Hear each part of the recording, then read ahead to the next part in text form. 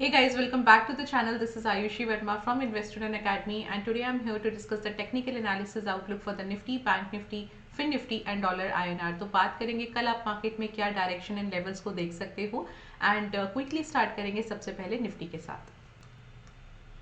All right, so market में आज कोई मूवमेंट नहीं था, प्रॉपर एक कंसोलिडेशन था। क्यों था? बिकॉज कल इवेंट है। कल आज इवनिंग में यूएस मार्केट में फेड मीटिंग का आउटकम आने वाला है, जिसका इम्पैक्ट जो है कल हमें यहाँ पे देखने को मिल सकता है। सो नाउ आज की मार्केट बहुत डल थी बट बहुत वॉलेटाइल थी। मतलब अगर आप बात करो मिड कैप की या इवन निफ्टी की भी, तो काफ़ी वॉलेटाइल थी और कहीं ना कहीं जहाँ ओपन हुआ था वहीं पर क्लोज भी हुआ है। सो टेक्निकली अभी भी आप ऐसा मान सकते हो कि जो एक 50 EMA है इसके नीचे ज़रूर गया था प्राइस, क्लोज वहीं कहीं किया है। एंड अगर आप ओवरऑल कैंडल की बात करो तो इट लुक्स बुलिश, क्योंकि थोड़ा सा यहाँ पे लोअर विक स्ट्रांग है, जिसकी वजह से हम कह सकते हैं, और भी बहुत सारे फैक्टर्स हैं जिसकी वजह से हम कह सकते हैं कि थोड़ा सा प्राइस एक्शन जो है बुलिश है। बट अगेन कल एक इवेंट है, तो इवेंट के बेसिस पे हम बहुत ज़्यादा प्रिडिक्ट नहीं करेंगे technically, right. So what we can expect, थोड़ा सा हम एक इवेंट का आउटकम आने देते हैं, then accordingly we will see कि कल क्या इम्पैक्ट रहेगा। सो अगर आप नॉर्मली बात करें, फेड का जो मीटिंग है इसकी बात करें, तो इसमें मोस्टली तो यही एक एक्सपेक्टेशन है कि रेट्स जो है वो चेंज नहीं होगा। बट स्टिल अगर कुछ भी ऐसा होता है, थोड़ा हॉकिश होता है या थोड़ा कुछ चेंजेस होता है, वहां पर कल आपको मार्केट में बहुत ज़्यादा मूवमेंट देखने को मिलेगा, वोलेटिलिटी देखने को मिलेगा। दूसरा आप क्या देख सकते हो, जैसे कि अगर कोई चेंज नहीं होता है तो market will share this thing and हो सकता है आपको थोड़ा सा बुलिश कंसोलिडेशन देखने को मिले, या अल्टीमेटली अगर कुछ चेंजेस होते हैं तो आप यहाँ पे देखोगे कि कल मार्केट में थोड़ा सा बेरिश कंसोलिडेशन देखने को मिलेगा।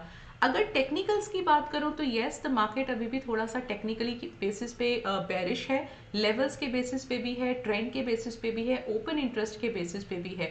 तो हमें कल का जो एक दिन है, कल की जो एक क्लोजिंग है, मोमेंटम है, वो थोड़ा सा हमें डायरेक्शन भी देगा कि नेक्स्ट वीक हम क्या देख सकते हैं। इस वीक में मतलब कल का और फ्राइडे का मार्केट क्या देख सकते हैं, एंड कमिंग वीक में हम क्या मार्केट को देख सकते हैं एज पर द इवेंट। तो यहाँ पर अभी आप क्या एक्सपेक्ट करो, एक थोड़ा सा वोलेटिलिटी तो थोड़ा हम एक्सपेक्ट करेंगे कल, और लेवल्स पहले क्या हो सकते हैं वो देख लेते हैं। तो 21,920 का पहला रेजिस्टेंस है, 22,1115 का 115 का दूसरा रेजिस्टेंस है, एंड 215 का थर्ड रेजिस्टेंस है, 21,785 का फर्स्ट सपोर्ट है, 615 का दूसरा सपोर्ट है, एंड 515 का तीसरा सपोर्ट है।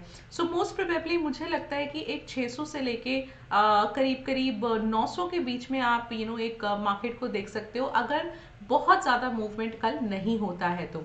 और अगर होता है तो अगेन थोड़ा सा आपको रेंज जो है वो आपको बढ़ाना पड़ेगा। चलिए अब बात करते हैं कि ओपन इंटरेस्ट डेटा क्या कह रहा है। तो यहाँ पर मैं ट्रेंड के हिसाब से तो क्लियर हूँ कि मार्केट थोड़ा सा भी बेरिश है। ओपन इंटरेस्ट के हिसाब से भी हमें थोड़ा सा मार्केट बेरिश ही लग रहा है, and since tomorrow is the expiry also, तो वो भी एक फैक्टर है, देखना रहेगा। हाँ, आज थोड़ा पुट राइटर्स ने अपनी पोजीशंस को क्लोज जरूर किया है, विच मीन्स मार्केट में लोग थोड़ा और बेरिश देखना चाह रहे हैं, देखना एक्सपेक्ट कर रहे हैं। अभी यहाँ पे 850 का जो एक ATM है, इसके हिसाब से जो करंट लेवल है 800 का और 900 का, ये एक रेंज है, बट ये बहुत स्मॉल रेंज है। And also looking at the event, क्योंकि कल इवेंट भी है, तो ये उसके बेसिस पे हम इस प्रोबेबल रेंज थोड़ा सा ब्रॉड लेंगे, विच इज 700 टू 22,000, और एक और थोड़ा ब्रॉड रेंज लेंगे 500 से लेकर 22,200 का। These two ranges you can take it for tomorrow. Probable range में ही मोस्ट प्रोबेबली मुझे लगता है कि एक्टिविटी होना चाहिए, मूवमेंट होना चाहिए, but still just to be on a safer side एक थोड़ा ब्रॉड रेंज भी हम कल के लिए लेके चलेंगे। थोड़ा सा बेरिश आउटकम है फिलहाल अभी निफ्टी में। बैंक निफ्टी की बात करूं तो यस, बैंक निफ्टी भी कहीं ना कहीं बहुत वॉलेटाइल था आज। अगेन वापस से कोशिश की थी एक बार कि 50 EMA के आसपास क्लोजिंग आ जाए, बट फिलहाल तो नहीं आया, फेल हो गया। 100 EMA को सस्टेन किया, बट इस सस्टेन को मैं बहुत ज़्यादा नहीं मानूंगी, because there is no candle, there is no price action of buying. तो बाइंग तो कहीं नहीं लग रहा है, बट हाँ वोलेटिलिटी आज अच्छे से मिली थी मार्केट में, बैंक निफ्टी में।